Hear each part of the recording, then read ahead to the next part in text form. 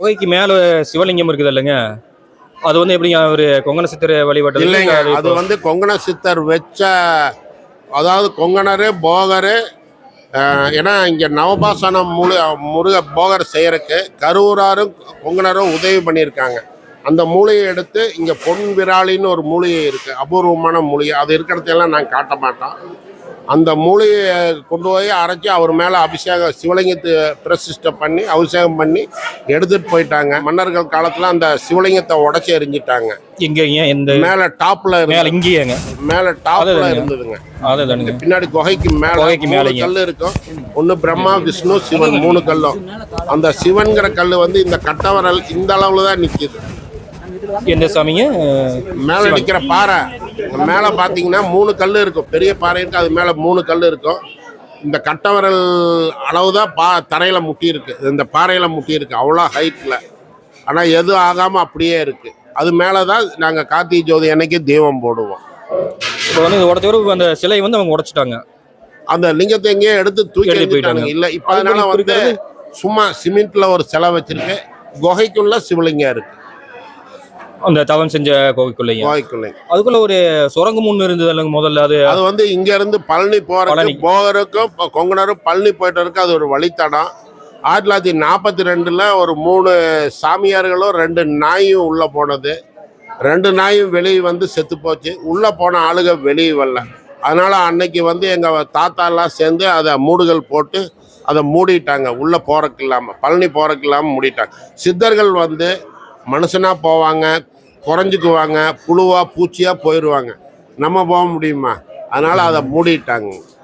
இங்க இருக்கிற கிணறு வந்து இது இடி விழுந்தது நீரிடி. இது வந்து கொங்கணர் துவாரக யுகம். இப்ப கலியுகம் தோண்டி 5126 வருடம் ஆச்சு. கலியுகம் இப்ப பிறந்து 5126 வருஷம் ஆச்சு. அதுக்கு முன்னாடி இதுதான் இந்த சுனை இருக்கு. அது எந்த காலத்துல இருந்திருக்கு, எப்ப இருந்து இருக்குன்னு இல்ல. தானே இயற்கை உருவானதுக்கு தண்ணி வத்தாது. இன்னைக்கு இது வரைக்கும் வத்தலீங்க. கீழே எங்க வீட்டுல இருக்க ஊதியூர்ல இருக்க எங்க போரெல்லாம் காஞ்சி போச்சு. ஆனா இது மட்டும் காயல. தண்ணி எவ்வளவு எடுத்தாலும் அந்த அளவுக்கு ஊறிக்கும். இயற்கையா உருவானது. நீரிடி விழுந்ததுன்னு சொல்றது அது விழுந்தது. நீரிடி விழுந்தாத்தான் சுனை உருவாகும். கொங்கணர் வர்றதுக்கு முன்னாடியே அந்த சுனை இருக்கு, இருந்திருக்கு.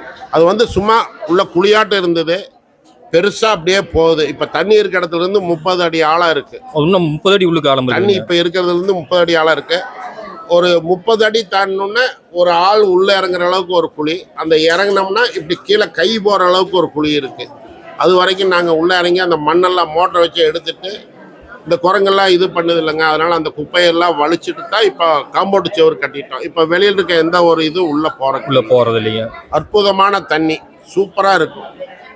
நாங்கள் எனக்கு காய்ச்சல் அடிச்சுன்னா வந்தோம்னா அது ஒரு டம்ளர் தண்ணி, அங்கே ஒரு 2 கை 3 கை தண்ணி குடிச்சிட்டு வந்து மூலிகை ரசம் ஒரு டம்ளர் குடிச்சோன்னா காய்ச்சல் போயிடும்.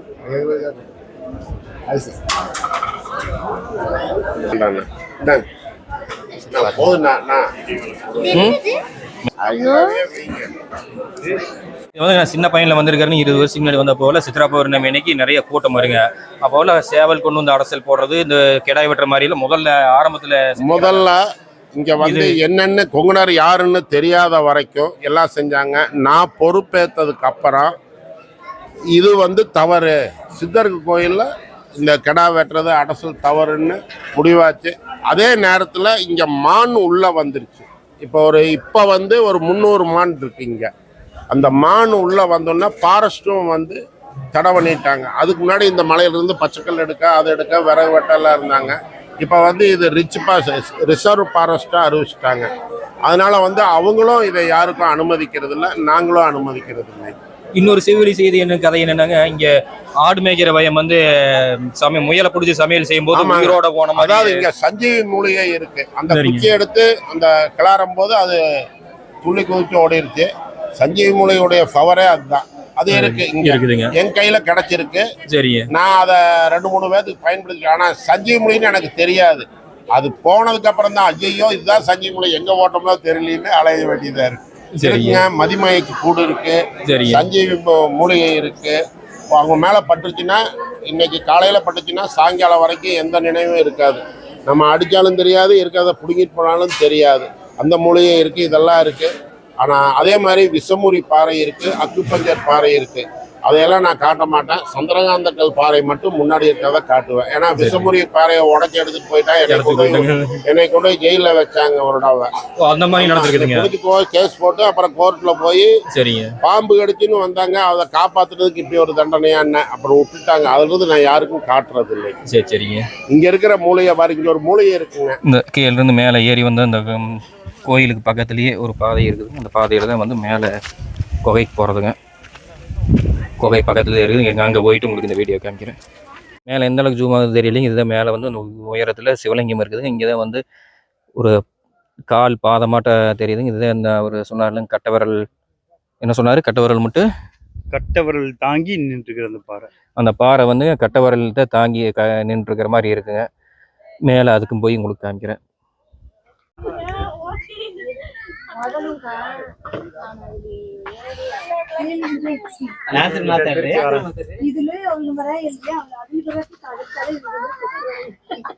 வீட்டுக்கு போயிட்டு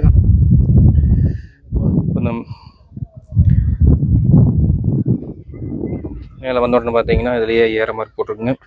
ரைட் சைடில் நீங்கள் வலப்பக்கம் வந்தீங்கன்னா அதில் கொஞ்சம் மேலே ஏறினீங்கன்னா உள்ளுக்கு இறங்குற மாதிரி இருக்குங்க. அதில் இறங்கி உள்ளுக்கு நீங்கள் கோயில் தியானம் செஞ்சுட்டு வெளியில் வர்றது அதுக்கு நீங்கள் வந்த இடத்துக்கு கீழே மேலே இருந்து வந்த இடத்துல கீழே இந்த கோயிலுக்கு கீழே வந்துடுவீங்க வெளியில். இதில் வந்து கொங்கனர் தவம் இருந்ததுங்க. 800 வருஷம் இந்த குகையில் இருந்தாருங்க.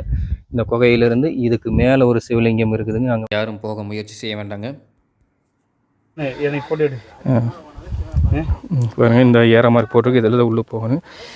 அமைதியாக இங்கே வந்து பேசக்கூடாதுங்க. உள்ளுக்கு தியானம் மட்டும் பண்ணிட்டு வரலாங்க. இதில் தான் வந்து ஒரு சுரங்கம் இருந்ததாகவும் அந்த சுரங்கத்தை உள்ளே போய் திரும்பி விளையாட்டு மூடிட்டாங்க. இந்த சுரங்கத்தை நான் நேரில் பார்த்துருக்குறேங்க. நான் பார்க்கும்போது மூடி இருந்தாங்க. ஆனால் இப்போ வந்து பார்த்திங்கன்னா அது இருக்கிற சுவடே தெரியாத அளவுக்கு இருக்குதுங்க. போயிட்டு வர தம்பி. இதில் உள்ளே போய் இன்னொரு வழி இருக்குங்க. அதில் வெளியில் வரணும்.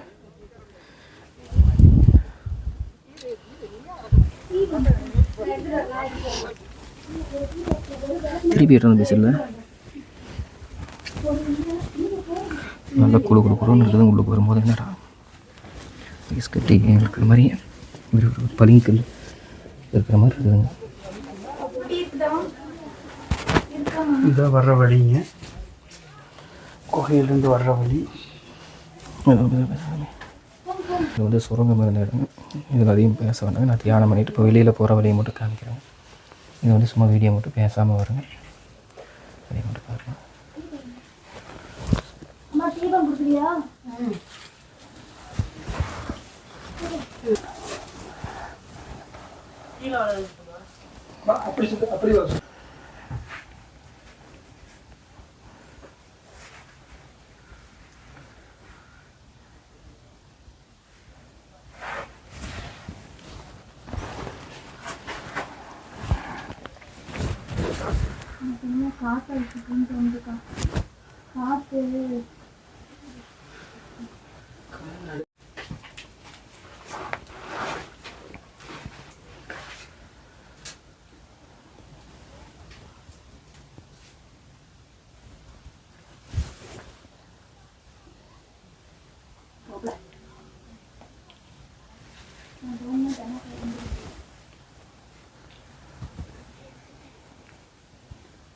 கொஞ்சம் உட்காந்துருக்கு. என்னம்மா எனக்கு என்னன்னாக்கா கொகையே இருட்டா இருந்தாலும் நல்லா.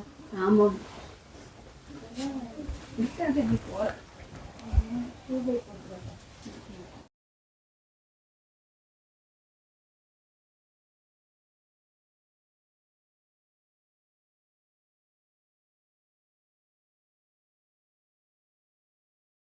இருக்குது நல்லா அப்படி கால் வச்சு இறங்குற மாதிரி இருக்குல்ல.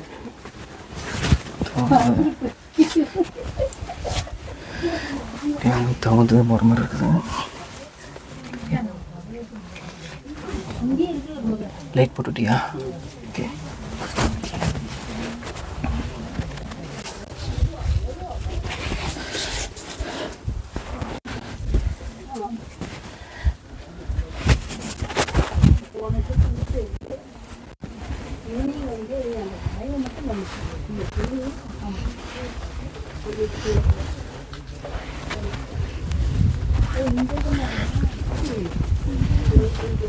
ம்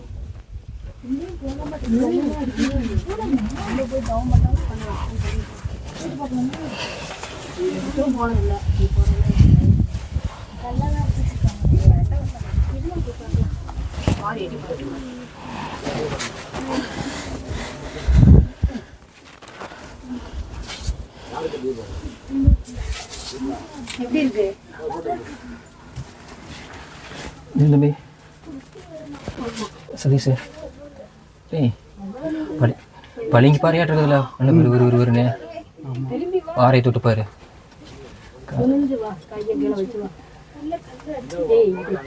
காத்தும் நல்லா வருது.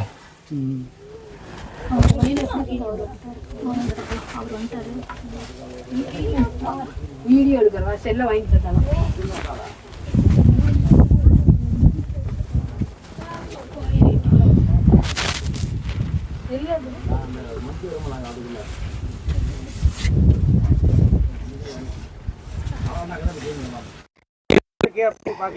இதில் போனீங்களா எப்படி?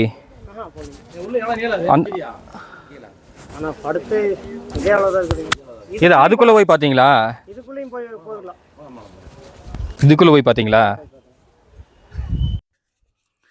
நான் வந்ததுங்க தைப்பூசத்து அன்னைக்கு நல்ல பௌர்ணமியானங்காட்டிக்கு நிறைய கூட்டம் எக்கச்சக்கமான அளவில் இருந்ததுங்க.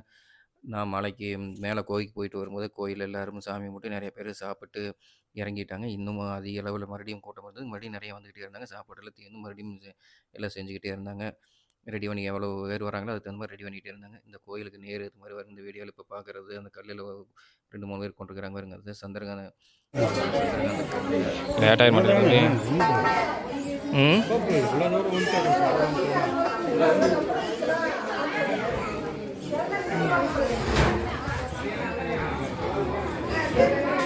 நாங்கள் சித்ரா பௌர்ணமிக்கு வருவோம். நான் இரவில் அதாவது வனத்துறை வந்து இப்போ பௌர்ணமி அன்னைக்கு இரவில் மட்டும்தான் இங்கே வந்து தங்கறதுக்கு அனுமதி கொடுத்துருக்குறாங்க.